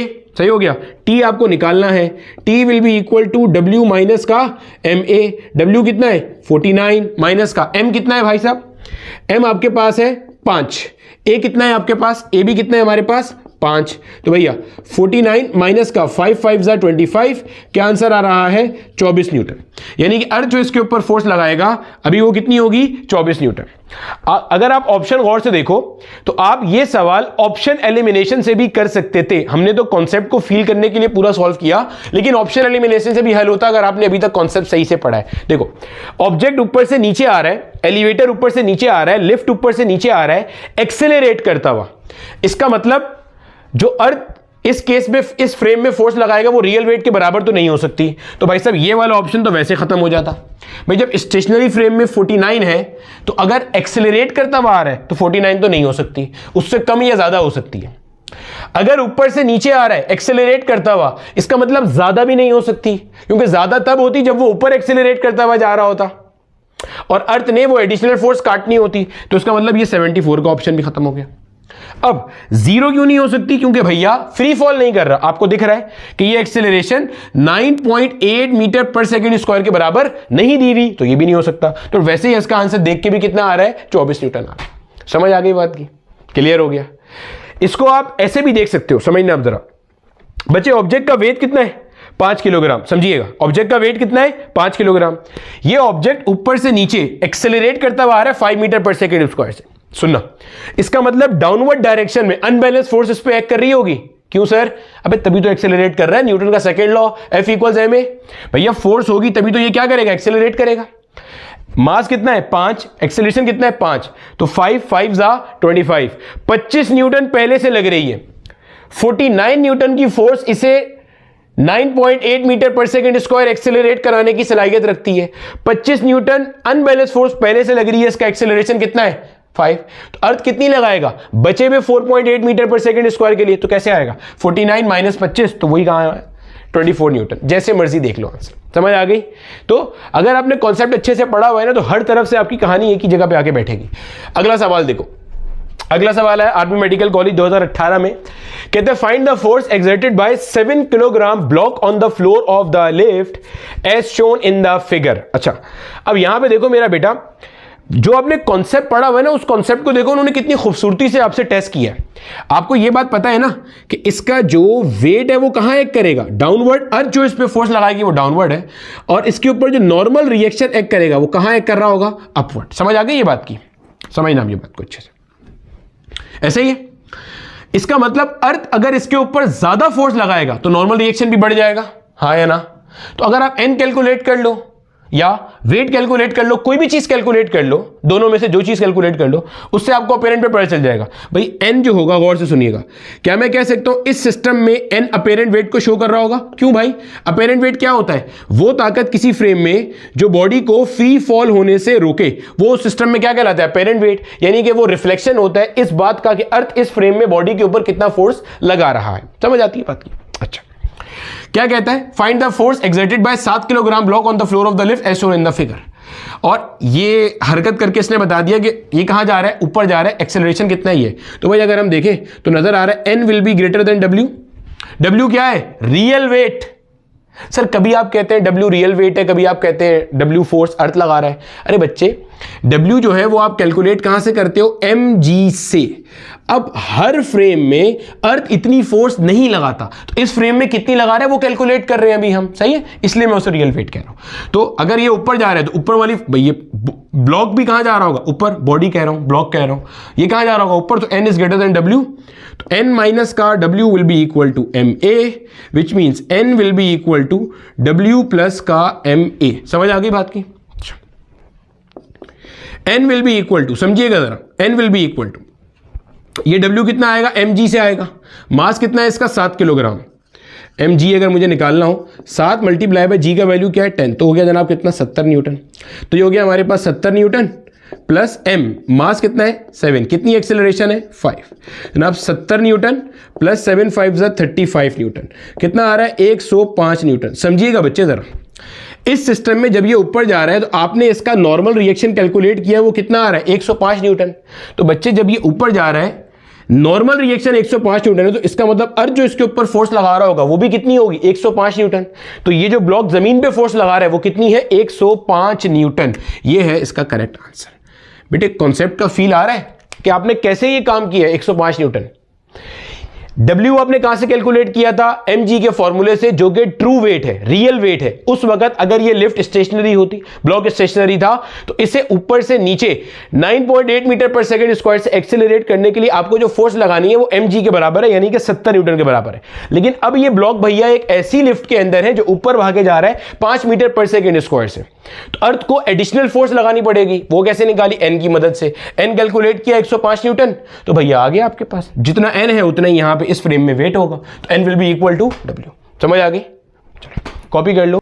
अब देखो मेरे बच्चे, हमें ये बात तो समझ में आ गई अच्छे तरीके से कि हमारे पास कोई भी ऑब्जेक्ट जब फ्री फॉल कर रहा होता है तो अर्थ उसके ऊपर वेट नहीं लगाता और वहां पे कंडीशन ऑफ वेटलेसनेस आती है।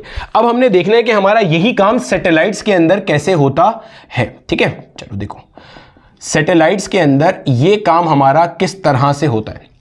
बच्चे अगर आपने इससे प्रीवियस वाला लेक्चर देखा हुआ है तो ये सोने पे सुहागा हो जाएगा और आपको ये कॉन्सेप्ट बहुत जबरदस्त तरीके से समझ में आएगा, जिसमें मैंने आपको मोशन ऑफ सैटेलाइट पढ़ाया था। ये मान लो मेरा बेटा हमारे पास अर्थ के सराउंडिंग में कोई एक ऑर्बिट है जिसके अंदर हमारे पास जो हमारा सैटेलाइट है वो रोटेट कर रहा है। ये मान लो मेरा बेटा हमारे पास हमारा अर्थ है। ठीक है, थोड़ा सा बेहुदा बन गया लेकिन चलो गुजारा कर लो। ये अर्थ का सेंटर है। ठीक है बच्चे, समझिएगा जरा। अब मेरे बच्चे, आपका सैटेलाइट जब यहां पे है, हमें यह बात पता है कि सैटेलाइट एक ऑर्बिट के अंदर मूव करता है। वो ऑर्बिट सर्कुलर भी हो सकता है, इलिप्टिकल भी हो सकता है, डिपेंडिंग ऑन कि उसकी जो वेलोसिटी है वो ऑर्बिटल वेलोसिटी के बराबर है या उससे ज्यादा है। ऑर्बिटल वेलोसिटी होगी तो सर्कुलर ऑर्बिट है, ऑर्बिटल वेलोसिटी से ज्यादा होगी, स्केप से कम होगी तो इलिप्टिकल ऑर्बिट बन जाएगा, आलू जैसा ऑर्बिट बन जाएगा। ठीक है, अब अर्थ इसके ऊपर एक फोर्स लगाता है जिसको आप कहते हो ग्रेविटेशनल फोर्स या Fg। ठीक है, Fg is Gm1 m2 divided by r square. तो m इसका मास, अर्थ का मास, ठीक है, जो कि होता है 6 × 10⁻24 किलोग्राम। ठीक है, सैटेलाइट का जो भी मास हो इससे होता है। अब एक सवाल आता है जहन में कि सर अगर अर्थ इसके ऊपर ग्रेविटेशनल फोर्स लगा रहा है तो ये अर्थ के सरफेस पे क्यों नहीं आता। देखो समझना बच्चे, ये इसलिए नहीं आता, देखो समझो, यहां पे इसके पास जो वेलोसिटी है, ऑर्बिटल वेलोसिटी, इस डायरेक्शन में, अर्थ इसको बोलता है बेटा तुम नीचे आओ, तो ये क्या कहता है, ये बोलता है अच्छा भैया हम आ रहे हैं नीचे। ये देखो ये है डायरेक्शन इसका टेंजेंशियल, जहां ये जाना चाहता था, लेकिन अर्थ ने फोर्स कहां लगाई, टुवर्ड्स द सेंटर ऑफ अर्थ। तो बोलता है अच्छा भैया हम आते हैं, और ये आता है, लेकिन जितनी देर में ये आने के लिए अपना कर्व करता है, कर्वेचर फॉलो करता है, अर्थ भी उतनी देर में घूम जाता है। अब ये यहां पे आ गया, अर्थ इसके ऊपर फिर से फोर्स कहां लगा रहा है, towards the centre of earth. Earth बोलता है तुम्हें बोला था आओ, तुम अब तक आए नहीं। वो बोलता है भैया हम आए लेकिन इतनी देर में आप भी घूम गए। अब ये इसकी वेलोसिटी है, ये है इसकी tangential velocity direction of motion वाली, लेकिन अर्थ फोर्स कहां लगा रहा है, टुवर्ड द सेंटर। अब ये अर्थ के बुलावे पर आने के लिए आता है, जितनी देर में ये कर्व फॉलो करता है उतनी देर में भाई साहब अर्थ भी क्या होते हैं, घूम जाता है, और आपके पास यहां पे आ जाओ, ये फोर्स लग रही होती है। अर्थ बोलता है बेटा तुम अब तक नहीं आए, वो बोलता है सर हम आते हैं। अब इस पॉइंट पे देखो, इस पॉइंट पे देखो, ये है इसकी ऑर्बिटल वेलोसिटी, ये देखो ये है इसका टेंजेंट, ये अर्थ के बुलाने पर इसके सरफेस पे स्ट्राइक करने के लिए आता है, लेकिन जितनी देर में ये भाई साहब आते हैं उतनी देर में अर्थ भी क्या हो चुका, घूम चुका। पॉइंट समझ में आ गया मसला। तो ये वाली कहानी सारी जिंदगी क्या होती है, चलती चली जाती है। दिस इज द रीजन कि आपके पास सैटेलाइट एक मुसलसल ऑर्बिट के अंदर होती है। अब यहां से ना कुछ जरा गलत फहमियों का अजाला कर लीजिए। पहली बात, अक्सर जगहों पे मैंने देखा पढ़ाते हुए ये पढ़ा दिया जाता है कि सैटेलाइट अर्थ की ग्रेविटेशनल फील्ड से बाहर चली गई, जी का वैल्यू 0 हो गया, इसलिए सैटेलाइट की कंडीशन वेटलेस है। कतई गलत बात है, बिल्कुल गलत बात है। सिंपल सा क्वेश्चन है, अगर अर्थ ग्रेविटेशनल फील्ड से बाहर चली जाएगी तो बेटा ये ऑर्बिट में रुकेगी क्यों रुकेगी ऑर्बिट में? इसकी मर्जी है कहीं और निकल जाए। ये सैटेलाइट जो आप लॉन्च करते हो ये अर्थ के ऑर्बिट में तैरती है, अर्थ के ऑर्बिट में घूमती है, तो इसका मतलब कोई ताकत है, कोई सेंट्रीपिटल फोर्स है जो इसे सर्कुलर ऑर्बिट में घुमा रही है, and that centripetal force is provided by gravitational force. तो पहली बात तो ये क्लियर कर लेना कि सैटेलाइट के अंदर जो वेटलेसनेस आती है उसका रीजन ये नहीं होता कि वो ग्रेविटेशनल फील्ड से बाहर चला गया तो जी का वैल्यू 0 हो गया, तो W equal M multiply by 0, तो W इक्वल 0 हो गया। ठीक है, ऐसा नहीं होता, ये अर्थ की ग्रेविटेशनल फील्ड में ही होती है। और मिसाल ले लो, आप लोगों ने जो ISS का न्यूमेरिकल किया होगा, इंटरनेशनल स्पेस स्टेशन, जहां पे एस्ट्रोनॉट जाते हैं नासा की तरफ से, वो पता है अर्थ के कितना करीब होता है? 400 किलोमीटर पे होता है।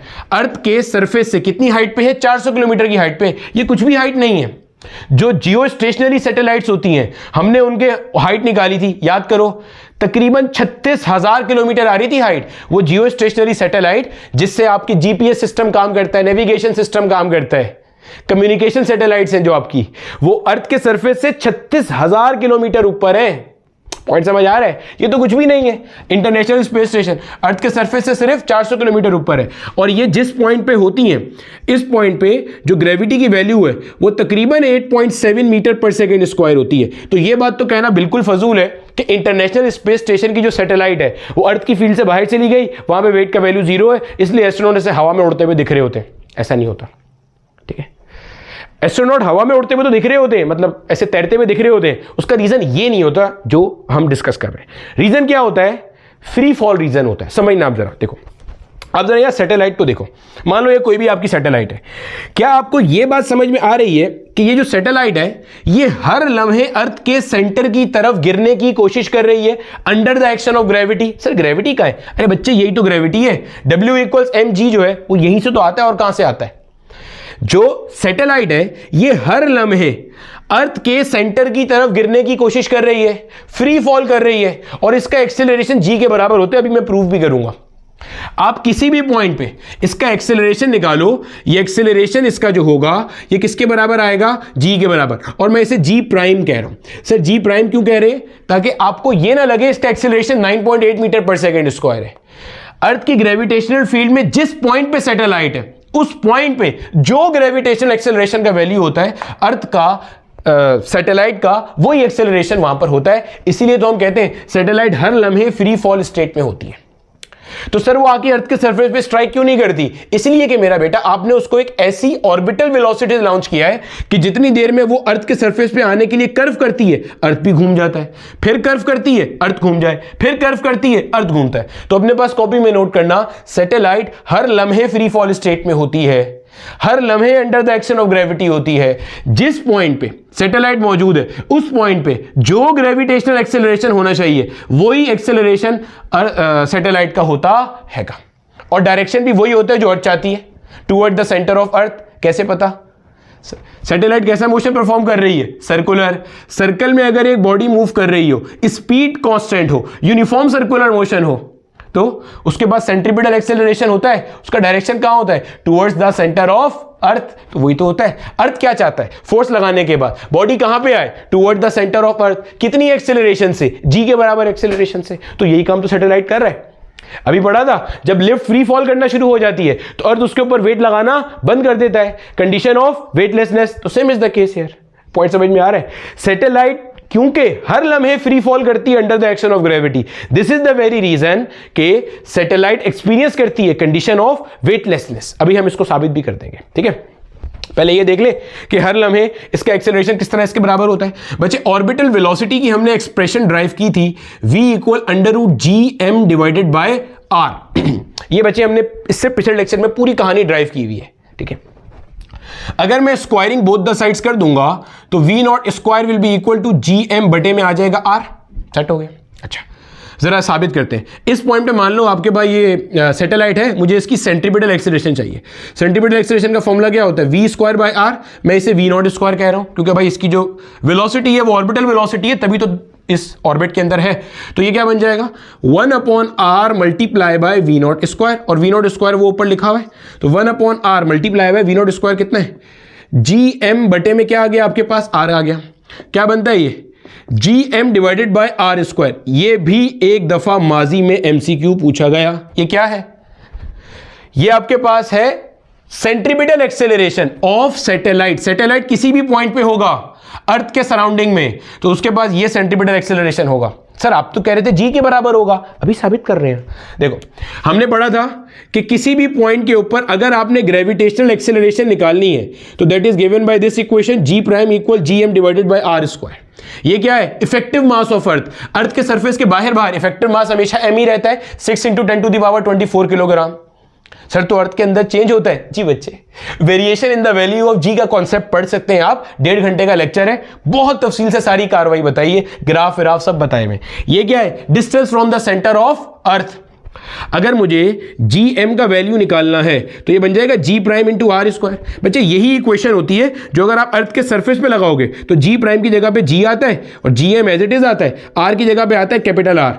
ये आर क्या है? सेंटर ऑफ अर्थ से लेके उस पॉइंट तक का फासला जहां पे आप जी का वैल्यू निकाल रहे हो। तो अगर सरफेस पे आओगे तो सेंटर से लेके सरफेस तक का फासला कैपिटल आर हो जाएगा, तो ये एक्सप्रेशन बन जाता है। ठीक है, ये आ गई हमारे पास, यहां आके जरा वैल्यू पुट करना, a c will be equal to g prime R square बटे में क्या आ गया? R square. आर स्क्वायर, ये आर क्या है? ये आर क्या चीज है? ये आर अगर आपने डेरिवेशन देखी भी है तो सेंटर ऑफ अर्थ से लेके उस पॉइंट तक का फासला जहां पे आपकी सैटेलाइट मौजूद है, ये है भाई साहब, सेंटर से लेके उस पॉइंट तक का फासला जहां पे आपकी सैटेलाइट मौजूद है। तो भाई साहब क्या हुआ? ये आर स्क्वायर से आर स्क्वायर मर गया और सेंटीमीटर एक्सेलरेशन क्यों आ रहा है? जी प्राइम। तो कॉन्सेप्ट का एकदम फील आया। सैटेलाइट के अंदर वेटलेसनेस की कंडीशन क्यों होती है? क्योंकि वो हर लम्हे फ्री फॉल कर रही है, हर लम्हे उसके पास जो एक्सेलरेशन है वो जी के बराबर है जितना उस पॉइंट पे होना चाहिए, और जो कोई सैटेलाइट अर्थ के सरफेस के बहुत करीब होगी उसके पास एक्सेलरेशन उतना ही होगा, 9.8 मीटर पर सेकंड स्क्वायर के बराबर, and that is also toward the centre of अर्थ। तो वो अर्थ के सरफेस में जाके घुस क्यों नहीं जाती, स्ट्राइक क्यों नहीं कर जाती? क्योंकि जितना वो घूमती है अर्थ का कर्वेचर भी घूमता है। तो कंक्लूजन क्या निकला? जो हमारा इंटरनेशनल स्पेस स्टेशन है ये 400 किलोमीटर ऊपर होता है। अब जरा यहां से वैल्यू निकालना, जी का वैल्यू पता है 6.67 power -11, effective mass of earth 6 × 10⁻24, और आर क्या है? सेंटर ऑफ अर्थ से लेके उस पॉइंट तक का फासला जहां पे आप जी कैलकुलेट कर रहे हो। तो आप जरा इंटरनेशनल स्पेस स्टेशन जिस पॉइंट पर है वहां का जी निकालना, वो तकरीबन आएगा 8.7 मीटर पर सेकंड स्क्वायर। इसका मतलब ISS जब रिवॉल्व करता है अर्थ के सराउंडिंग में तो इसके पास हर लम्हे एक्सेलरेशन होती है ये वाली। तो ये वेटलेस क्यों होता है? क्योंकि ये फ्री फॉल कर रहा है, ऐसा नहीं है कि ग्रेविटेशनल फील्ड से बाहर चला गया। ठीक है, चलो कॉपी कर लो। अब इसको हल्का सा प्रूफ करते हैं और देन इसकी वेटलेसनेस को ओवरकम करने के लिए जो हम आर्टिफिशियल ग्रेविटी का कॉन्सेप्ट पढ़ते हैं उसके ऊपर चले जाते हैं। ठीक है भैया, चलो अब देखो बच्चे, वापस हमारे पास वही कार्रवाई आ गई। ये मान लो मेरा बेटा हमारे पास हमारा ऑर्बिट है जिसके अंदर हमारा जो है ना वो सैटेलाइट बड़े मजे से घूमता फिर रहा है। ठीक है, अब हम साबित क्या कर रहे हैं? हम साबित कर रहे हैं कि सैटेलाइट के अंदर मेरा बेटा एक्सट्रीमली सॉरी, सैटेलाइट के अंदर वेटलेसनेस है। साबित कैसे करेंगे अभी आपको नजर आएगा। ये मान लो बच्चे हमारे पास यहां पे कोई एक सैटेलाइट मौजूद है। ठीक है, ये एक सैटेलाइट मौजूद है और जनाबे वाला अगर मैं यहां से बोलूंगा तो भाई साहब इसका यहां से लेके यहां तक जो डिस्टेंस है अर्थ के सेंटर से लेके सैटेलाइट तक का, दैट इज आर। ठीक है, यहां पे कोई भी एक ऑब्जेक्ट मान लीजिए, ये एक ऑब्जेक्ट है। ठीक है, अब हमें ये बात पता है कि जब ये सैटेलाइट रोटेट कर रही है तो भैया सैटेलाइट ऐसे जा रही है, अर्थ के सराउंडिंग में गोल गोल घूम रही है, तो भैया सैटेलाइट के पास ऐसे स्पीड होगी अलोंग द टेंजेंट, और जो सैटेलाइट की स्पीड है इसको हमने किससे शो कर दिया? V0 से। तो भैया अगर सैटेलाइट के पास स्पीड V0 है तो इस सैटेलाइट के अंदर जितनी चीजें होंगी उनके पास भी स्पीड V0 होगी। ये मैंने कोई पार्टिकल मान लिया, या पार्टिकल को भी छोड़ो, यहां पे मान लो कोई एक बंदा है, ये मान लो कोई एक कौन है? बंदा है। इस बंदे का मास मान लो आपके पास क्या है? m है। मेरा बेटा अगर सैटेलाइट के ऊपर, गौर से सुनना, हमें ये बात पता है सैटेलाइट के ऊपर एक फोर्स लग रही है towards the centre of earth, that is the gravitational force, और मैं मानता हूं कि मैं यहां से इसका नॉर्मल रिएक्शन कैलकुलेट करना चाह रहा हूं। नॉर्मल रिएक्शन कौन सा? समझिएगा, ये जो सैटेलाइट का सरफेस इस बंदे के ऊपर नॉर्मल रिएक्शन लगाएगा, मुझे वो मालूम करना है। सर इस बंदे के ऊपर ग्रेविटेशनल फोर्स किस खुशी में होगी? भैया मुझे एक बात बताओ, सैटेलाइट के ऊपर किस खुशी में है ग्रेविटेशनल फोर्स? ताकि सैटेलाइट ऑर्बिट में रहे। अभी तो बंदा कहां है? सैटेलाइट के अंदर है। बंदा कहां है? सैटेलाइट के अंदर है। तो अर्थ उसको भी तो चाहेगी उसी के अंदर रखना। भाई बंदा भी तो उसी ऑर्बिट में तैर रहा है, ऐसा थोड़ी बंदा अपनी मर्जी से घूम फिर के वापस आ जाएगा। तो भाई उसके ऊपर भी वही फोर्स लग रही है। समझ आती है? अच्छा अगर मैं यहां पे देखता हूं तो भाई साहब हमें पता है v0 equal √gm divided by r। Sir ये क्या है? ऑर्बिटल वेलोसिटी, किसकी? सैटेलाइट की, बंदे की, जो भी कुछ सैटेलाइट के अंदर है। अगर मैं यहां से v0 स्क्वायर निकालता हूं तो भाई v0 square will be equal to gm divided by r। r क्या है? अर्थ के सेंटर से लेकर सैटेलाइट तक का फासला। भाई ये सैटेलाइट बहुत बड़ी दिखाई हुई, इतनी बड़ी नहीं होगी, अर्थ इतना बड़ा और सैटेलाइट बहुत बड़ी, ऐसा नहीं होता, ठीक है, समझ जाना ये बात। अच्छा, अब मैं देखता हूं तो मेरा बेटा मैं यहां पर अगर अनबैलेंस फोर्स की इक्वेशन लगाऊं तो अनबैलेंस फोर्स क्या होती है? Strong force minus weak force. अगर मैं बंदे के हिसाब से बात करूं तो मैं कह सकता हूं एफ जी माइनस का N will be equal to centripetal force. गौर से सुनो और इस एक्सप्रेशन को हजम करो कि हमने क्या काम किया। एफ जी क्या है? जो अर्थ इसके ऊपर ग्रेविटेशनल फोर्स लगा रहा है towards the centre of earth. N क्या है? Normal reaction that is being experience due to this surface by this person. F C क्या है? Centripetal force. Sir unbalance force centripetal force के बराबर कैसे हो गई? बंदा किसमें घूम रहा है? दायरे में। दायरे में घुमाने के लिए एक फोर्स रिस्पॉन्सिबल होती है that act toward the centre, जो कहलाती है सेंट्रीपिटल फोर्स। पढ़ चुके? तो वो कहां से आ रही है? एफ जी माइनस एन से आ रही है। अच्छा भैया, एफ जी क्या है? G M one M two by R square. G m1 बंदे का मास, ये सैटेलाइट का मास नहीं है, बंदे का मास है, क्योंकि बंदे पे नॉर्मल रिएक्शन चेक कर रहे हैं। ये आ गया m अपॉन में आ गया आर स्क्वायर माइनस का n। F C centripetal force को लिख सकता हूं एम ए सी, न्यूटन का second law, F equal M A. आ गई ये चीज। अच्छा, ये बन जाएगा G M into capital M बटे में आ गया आर स्क्वायर माइनस का N, M multiply by A C. A C कितना है भाई? V square by R. सही हो गया। ये बन जाएगा हमारे पास G M into capital M divided by R square minus का N will be equal to M upon R multiply by V naught square. कितना आया आपके पास? जी एम बटे में आ गया आर। सिंप्लीफाई करते हैं तरह से, G M into capital M by R square minus का N will be equal to G M into capital M by R square. यही बन रहा है, चेक करो, G M small M upon R square. ठीक है, एन इसको यहां ले आओ, एन को वहां ले जाओ, तो देखते हो अगर आप, तो N will be equal to G M into M upon R square minus का G M into M upon R square. मुझे लग रहा है दोनों टर्म्स एक बराबर है। भाई साहब ये दोनों क्या हो गए? कैंसिल हो गए। जब कैंसिल हो गए तो आपके पास n का वैल्यू क्या आ रहा है? 0 आ रहा है। और मैंने आपको बताया था किसी फ्रेम में अगर आप नॉर्मल रिएक्शन कैलकुलेट कर लो तो वो उस फ्रेम का अपेरेंट वेट बताता है, हाँ या ना? तो इस फ्रेम में आपके पास n का वैल्यू क्या आ रहा है? जो n इसके ऊपर लग रहा है वो n कितना आ रहा है? आपके पास 0 आ रहा है। इसका मतलब अपेरेंट वेट क्या है? 0 है। ये हमने सिंपल सा प्रूफ किया है, मतलब पढ़ तो उसकी थ्योरी तो हम पहले ही पढ़ चुके थे। ये प्रूफ किया है कि इस बंदे के ऊपर अपेरेंट वेट क्या आ रहा है? 0 आ रहा है। तो बंदा तो तैरता फिरेगा, क्योंकि कंडीशन क्या है? वेटलेसनेस की। अर्थ इसके ऊपर कोई फोर्स नहीं लगा रहा। अर्थ फोर्स क्यों नहीं लगा रहा? क्योंकि ये बंदा वही काम कर रहा है हर लम्हे, हर वक्त, हर समय जो अर्थ चाह रहा है। अर्थ चाहता है सेंटर की तरफ एक्सेलरेट करना, वही कर रहा है। कितनी एक्सेलरेशन से? जी के बराबर, वही कर रहा है। तो अर्थ फोर्स किस खुशी में लगाएगा? अपेरेंट वेट क्या आ गया? 0 आ गया। अब हमारे पास जो लोग, कॉपी कर लो बच्चे, हमारे पास जो लोग सैटेलाइट में जाते हैं वो कौन लोग होते हैं? छुट्टियां मनाने तो जाते नहीं हैं, रिसर्च करने जाते हैं। अब सोचो मेरा बेटा कि आपके पास एस्ट्रोनॉट्स काम करने के लिए गए हुए हैं और वहां पे उनको प्रॉब्लम क्या आ रहा है? वहां पे प्रॉब्लम यह आ रहा है कि फ्री फॉल स्टेट है, फ्री फॉल कंडीशन है। तो भैया उसमें दिक्कत क्या है? दिक्कत यह कि काम कैसे करोगे? आप पानी डालो, पानी ऐसे हवा में उड़ना शुरू हो जाए। आप लेटोगे भी कैसे? हवा में उड़ते फिर रहे होगे स्लीपिंग बैग के अंदर। तो आप काम कैसे करोगे भैया? पॉइंट समझ में आ रहा है? ये मसला है। वहां पे हम क्या करते हैं? आर्टिफिशियल ग्रेविटी क्रिएट करते हैं। अब वो आर्टिफिशियल ग्रेविटी कैसे क्रिएट होती है उसको समझो जरा। समझिए, अभी हम, अबे तुम क्या बन गए? अभी हम क्रिएट करने लगे मेरा बेटा हमारी आर्टिफिशियल ग्रेविटी। ठीक है, इंटरेस्टिंग टॉपिक है, मजेदार टॉपिक है, गौर से देखना।